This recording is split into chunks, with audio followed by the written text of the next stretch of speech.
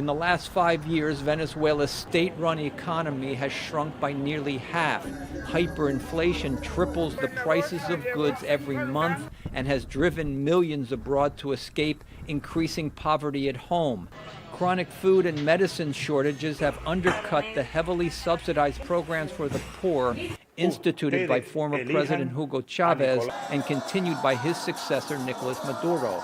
With discontent growing even among Chavista supporters, there are increasing expectations that the Venezuelan people are ready for change. I do think at the very beginning, because the Venezuelan people have suffered so much, they're going to be willing to give a lot of political capital to the new leadership to do a lot of these changes.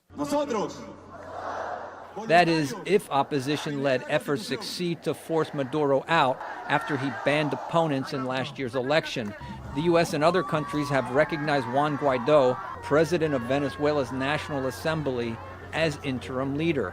A U.S. allied government in Caracas would likely accept international aid that Maduro is blocking, along with loans in exchange for privatizing state-controlled industries and cutting government subsidies.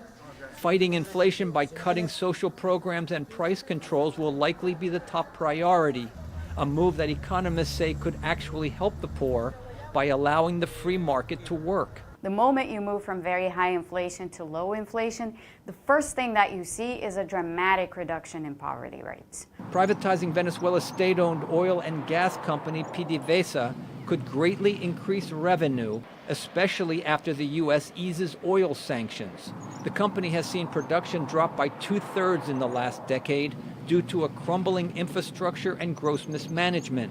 These are things that, in principle, could get off the ground relatively quickly for Venezuela to restart its oil production, or at least, recoup some of its oil production, which has been falling dramatically. The next government in Caracas would likely seek to restructure its debts to creditors like China and Russia and end free oil shipments of an estimated 50,000 barrels per day to Cuba, all key allies of Maduro.